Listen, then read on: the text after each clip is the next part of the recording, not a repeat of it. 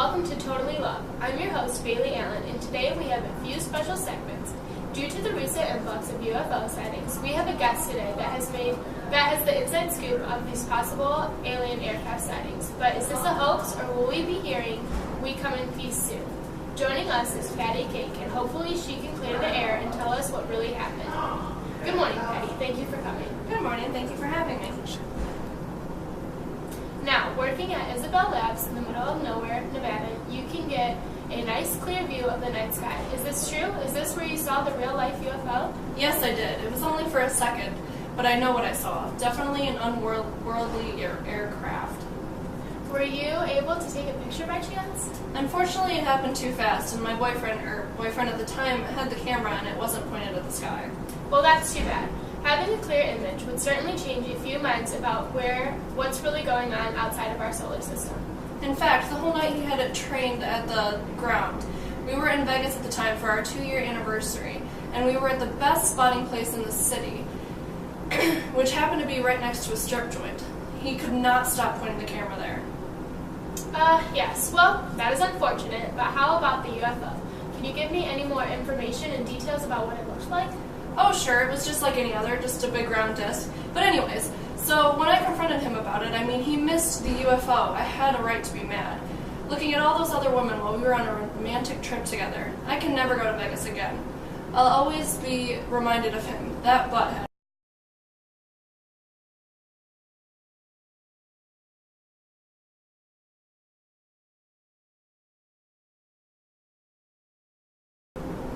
I know we're usually a romance help talk show, but what I really wanted to hear was info on the aliens. Can you tell us any more about that? I thought he was going to propose that night. It was really romantic. He had candles, and he knew how much I had appreciated watching the UFOs. He had champagne and everything, but there was never a ring. And without the picture, now I'll be looking for proof and a boyfriend. I want to believe, but my life is just in shambles right now. That's very nice, but now our time is up. Thank you so much for coming on. It was very interesting. But hang on a second. Thank you so much.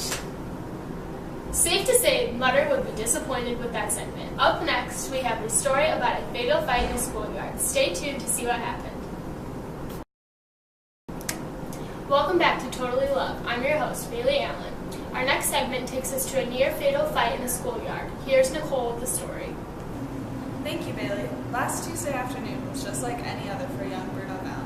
He was walking home from school when another young boy, Ferdinand Ray, approached him and they got into a fight. When the fight came to a head, Ferdinand, armed with a stick, struck Bruno in the face. Bruno came away from his assault with a swollen upper lip, 2 broken incisors, and an injured nerve in the right incisor. But the real story here is the disagreement between the parents of the boys on how to discipline them. The parents met for the first time on Wednesday to discuss the situation, but the conversation quickly grew heated. The Valens wanted Ferdinand to apologize to Bruno for so brutally attacking him, but the Rays thought that it would be difficult to force the boy to apologize, insisting that he was a savage at heart. The parents argued about this at length, with some neighbors reporting that they heard fighting from 4 p.m. until 8, when one woman eventually called the police, worried that a physical fight might break out. When asked for comment, Veronique Valen said that she and her husband Michael Valen were considering separation after the debacle. Neighbors of the Rays have reported that they saw Alan Ray leave the house the next morning and have not seen him return since. Neither of the Rays can be reached for comment. Hopefully everything gets sorted out between these 2 couples, because the last thing anyone wants is a lawsuit. Back to you, Bailey. This next segment is more like our usual story. Joining us is Victoria, and she will be talking about problems with her boyfriend getting involved with her mother. So, Victoria, how do you and your mother get along after all of this has happened? Oh, not at all. I haven't talked to her since I introduced my last boyfriend to my family. No? Has she tried to reach out to you? Nope. After the last debacle, I told her I was done and left. I just couldn't handle it anymore. She went after every single one of my boyfriends. What kind of mother would do that? And all of your boyfriends responded to her and none of them blew her off? Nope. Apparently I'm only attracted to liars and creeps. The last one I introduced her had the gall to lie to me about it, even after we broke up. He insisted that nothing happened, even after my mother admitted to it. Either he's in complete denial that he's a terrible person, or he's a great liar. That's awful. Sounds to me like you need to look into a different type of guy. Tell me about it. It was a great test, though. If I really liked the guy, then I brought him home, and if he fell into my mother's trap, then I knew it was over between us. It is a true test of character. What kind of creep sleeps with their girlfriend's mother? Right? I don't understand it. But I'm finally getting over it and I'm going to a speed dating session tonight. Hopefully there are no men there that are my usual type. For your sake, I hope not. Well, thank you for sharing with us today, Victoria, and good luck with your next relationship. Thank you for having me. Now back to our unusual segments. Up next, we have to talk about Paris. Stay tuned to hear more.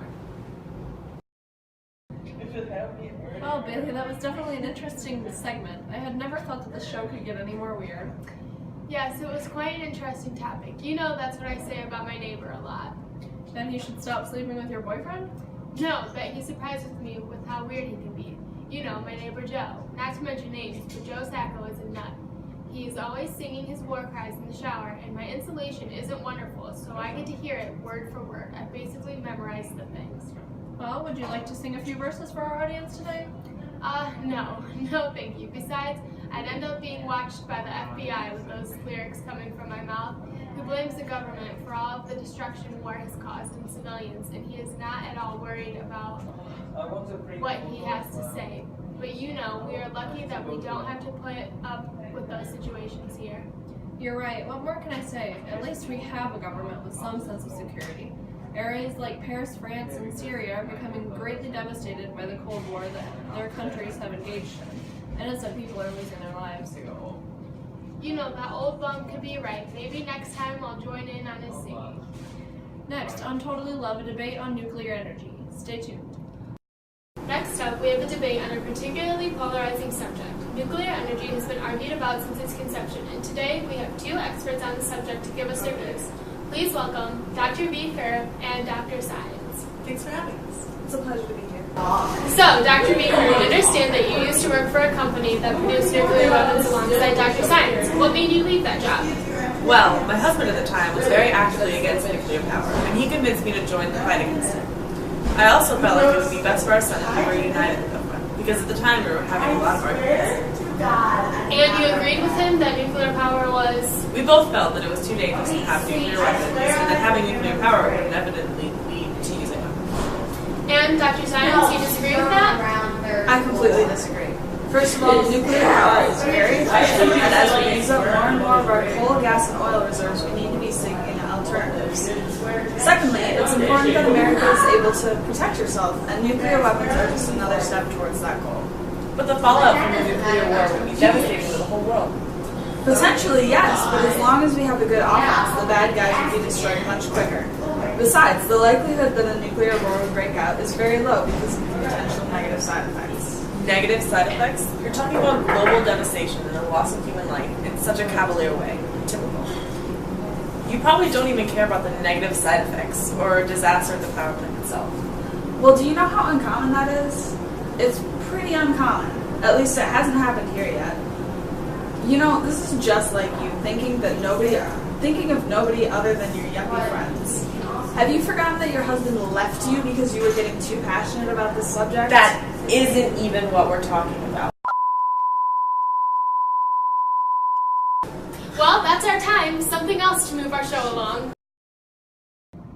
Good afternoon and welcome back to Totally Love. I'm Isabel Pichardo and I will be your news anchor for this last segment. Today, we would like to leave you on a horrible note.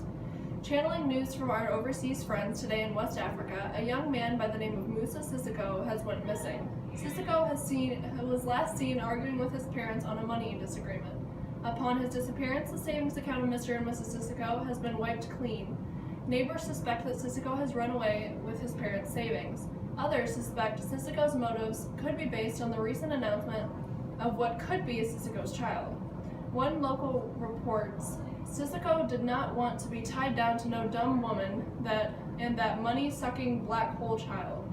Besides, who gives a what that woman claims? Sissoko has went off the grid, but authorities will continue to search for the young man. On that note, thank you, and see you next time on this twisted episode of Totally Love. I'm your ending host, Isabel Pichardo.